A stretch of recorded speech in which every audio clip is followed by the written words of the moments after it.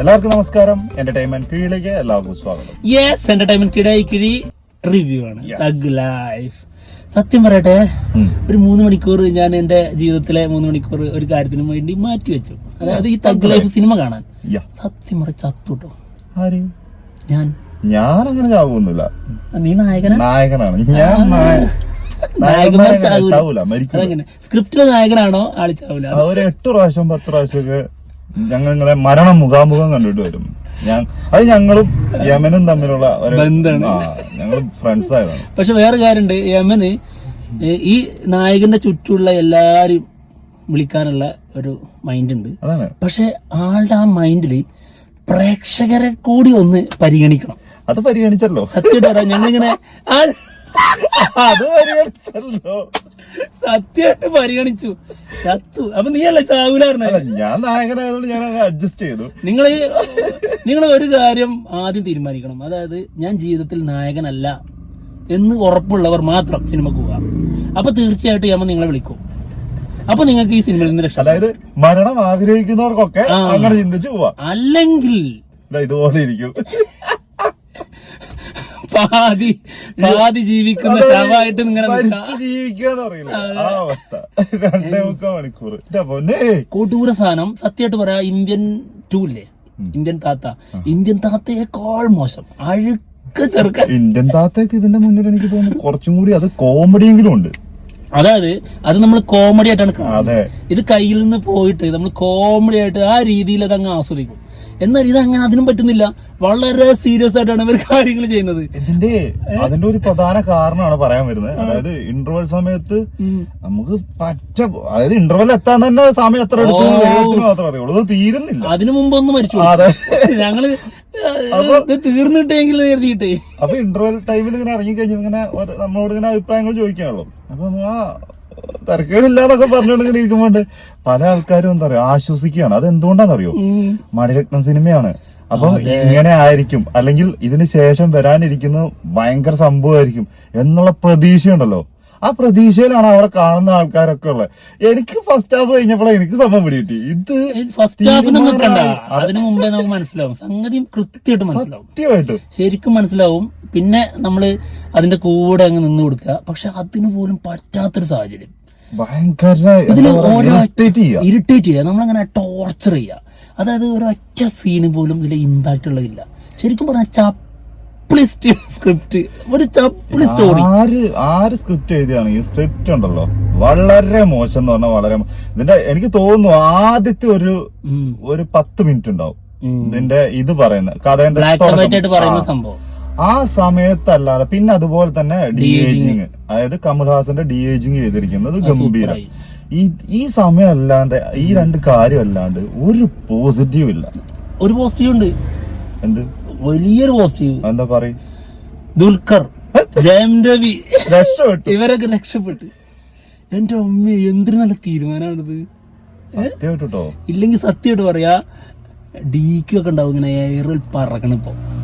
മണിരത്നം ആണല്ലോ അല്ലെ ഇത് ഡയറക്ട് ചെയ്തിരിക്കുന്നത്. മണിരത്നത്തിന് ഇത് വലിയൊരു ഈ ഒരു രീതിയിലുള്ള പറക്കലേ എയറിൽ ഈ രീതിയിൽ ആൾക്ക് നേരിടേണ്ടി വന്നിട്ടില്ല. പക്ഷെ കമൽഹാസനത് ഇന്ത്യൻ 2 എന്തായാലും അനുഭവം ഉള്ളതായിരിക്കും. പിന്നെ അതുപോലെ തന്നെ ഇപ്പം മണിരത്നത്തിന് മാത്രമല്ല മ്യൂസിക് ചെയ്തിരിക്കുന്ന AR റഹ്മാനാണ്. പക്കയായിട്ട് ഞാൻ കഴിഞ്ഞ വർഷം പള്ളിപ്പെരുന്നാളിന് നാടകം കണ്ടപ്പോ അവരുടെ ഓരോ സീനിലും ഇമോഷണൽ സീനിലൊക്കെ ഇടുന്ന സാധനം ഉണ്ടല്ലോ, ആ സാധനമൊക്കെ ഇട്ടേക്ക്. ഞാൻ എന്നിട്ട് ഇവനോട് ആ സമയത്ത് ഇതെന്താ നാടകത്തിലെ BGM എന്നൊക്കെ. സത്യം ഭയങ്കര. അതും പിന്നെ ഭയങ്കരമായിട്ട് വാശിയും അങ്ങനെ ദേഷ്യത്തിൽ നിൽക്കുന്ന സമയത്ത് വേറെന്തൊക്കെയാ ഇവരുടെ സ്നേഹം കാണിക്കാൻ പാസൊക്കെ ഇടാൻ വേണ്ടിട്ട് ഒരു പ്രത്യേക സാധനമൊക്കെ. അയ്യോ എന്താണിത്, എല്ലാരും മോശമാക്കിയിട്ടുള്ള ഒരു സിനിമ. സിംബൊക്കെ എന്തൊരു പരാജയമാണ് സിനിമയിൽ. പിന്നെ അതുപോലെ എടുത്തു പറയേണ്ട മറ്റൊരാളാണ് നമ്മുടെ തൃഷ. വാവ്, തൃഷക്ക് ഞാൻ കരുതി വെച്ച തൃഷ തന്നെ പറഞ്ഞ ഒരു ഡയലോഗ് ഉണ്ട്. അതായത് അഴുകിയ പിണ്ടത്തെ കാണാൻ. അഴുകിയ പിണ്ടത്തിന്റെ അഭിനയം സൂപ്പറായിരുന്നു. എന്തൊരു കഥാപാത്രമാണ്. ക്യാരക്ടറിന്റെ ആണ് കേട്ടോ ഇവരൊക്കെ, അഭിനയത്തിന്റെ നമ്മൾ പറയുന്നില്ല. പക്ഷെ ഇവർക്കൊക്കെ കൊടുത്തിരിക്കുന്ന ക്യാരക്ടർ എനിക്ക് തോന്നുന്നത് മണിരത്നം, കമൽഹാസൻ, AR ഈ ലെജൻസിന്റെ കൂടെ ആണല്ലോ എന്ന് ഓർത്തിട്ട് ഇവര് ഓക്കെ എല്ലാത്തിനും ഓക്കെ പറഞ്ഞ് ചെയ്തിരിക്കുന്ന പോലെയാണ് നമുക്ക് തോന്നിയിട്ടുള്ളത്. സിംബൊക്കെ എല്ലാരും അങ്ങനെ തന്നെ. ഇവർക്കൊക്കെ അത്രയും മോശം ക്യാരക്ടേഴ്സ്. അതെ, അശോക് സെൽവൻ ഒന്ന് പെട്ടുപോയി പാവം, ജയൻ രവിന്റെ ക്യാരക്ടർ. അത് ജയൻ രവി അവിടെ രക്ഷപ്പെട്ടുകൊണ്ട് അപ്പുറത്ത് വേറൊരാൾ ക്രൂശിക്കപ്പെടണല്ലോ. അതാണ് സംഭവം. ക്രൂശിക്കപ്പെട്ട ചിലരുണ്ട് ഇതില്. സത്യമായിട്ടും. എന്തായാലും ഐശ്വര്യലക്ഷ്മി ഉണ്ട്, ഐശു. മലയാളത്തിൽ നിന്ന് കുറെ ആൾക്കാരുണ്ട്, മലയാളം ഡയലോഗ് ഉണ്ട്. ജോജു ജോർജ് നന്നായി ചെയ്തു. ജോജുവിന്റെ ക്യാരക്ടറും അടിപൊളിയായിരുന്നു. ജോജുവിന്റെതും നാസറിന്റെതും നല്ല രീതിയിൽ. കാഞ്ഞിരപ്പള്ളി പത്രോസ് അതെ, നല്ല അഭിനയം കാഴ്ചവെച്ചിട്ടുണ്ട്. ഈ ഏത് നമുക്ക് ഇതിനോട് ചേർന്ന് നിൽക്കുന്നതായിട്ട് തോന്നുമല്ലോ. ഇത് കമൽഹാസനൊക്കെ ശരിക്കും അഭിനയം മറന്നോ എന്നുള്ളത് വരെ തോന്നുന്നു. ലെജൻഡാണ് ആള്. എടാ ലെജൻഡാണ്, എല്ലാം ഞാൻ സമ്മതിച്ചു. കമൽഹാസന് അഭിരാമിനെ തൃശ്ശേനെയൊക്കെ കാണുമ്പോ സംഭവം ശരിയാണ്, നായകന്മാരാണെങ്കിലും ഒക്കെ സമ്മതിച്ചു. ആ സമയത്ത് ഇയാളുടെ മുഖത്ത് വരുന്ന കുറച്ച് ശൃംഗാര ഭാവങ്ങളുണ്ട്. സത്യമായിട്ട് പറയട്ടെ, അതായത് മർമാണിത്താത്ത ഉണ്ടല്ലോ നമ്മുടെ ഇന്ത്യൻ ടൂലെ, ആ മർമാണിത്താത്തക്ക് കാമം കയറി അങ്ങനെ ഉണ്ടാവും. കാമപിശാച്. നമുക്കിങ്ങനെ തോന്നി ഈ ക്യാരക്ടർ ആരെങ്കിലും ഒന്ന് തീർത്തെങ്കിൽ. സത്യമായിട്ടും നമുക്ക് ഒരു രീതിയിൽ ആ ക്യാരക്ടർ രക്ഷപ്പെടണം എന്ന് തോന്നുന്നേ ഇല്ല. എന്നിട്ടോ എന്നിട്ട് ഡയറക്ടർ എവിടെന്നെങ്കിലും പിടിച്ചു കൊണ്ടുവന്നും വരും. എന്നിട്ട് ഇങ്ങനെ മല താണ്ടി രക്ഷപ്പെടുക, മലകൾ അറിയോ, ആരെങ്കിലും വന്ന് രക്ഷിക്കല്ല, എവിടുന്നോ മറ്റേ അഗാധ ഗർത്തത്തിലേക്ക് മരത്തിൽ അടിച്ചടിച്ചടിച്ച് അതിന്റെ മുന്നേ 4 വെടിയും കൊണ്ടിട്ടുണ്ട്. എന്നിട്ടാണ് ഈ നിലത്ത് വന്ന് വീഴുന്നത്. മഞ്ഞിന്റെ ഉള്ളിൽ പകുതി പൂന്തും പോയി. എന്നിട്ട് അവിടുന്ന് എണീറ്റ് വരികയാണ്. ആ ഒരു ഏരിയയിൽ പോയിട്ട് നമ്മൾ ജസ്റ്റ് ഗ്ലാസ് ഒന്ന് താത്തിയാൽ നമ്മൾ തണുപ്പ് പോവും. അങ്ങനത്തെ സ്ഥലത്ത് എന്നിട്ട് അതൊക്കെ ഓക്കെ, അതൊന്നും പ്രശ്നമല്ല. അത് ആരെങ്കിലും ഒക്കെ വന്ന് നമ്മൾ രക്ഷപ്പെടുത്തുമല്ലോ. അങ്ങനത്തെ ഒരു സംഭവമല്ല ഇത്.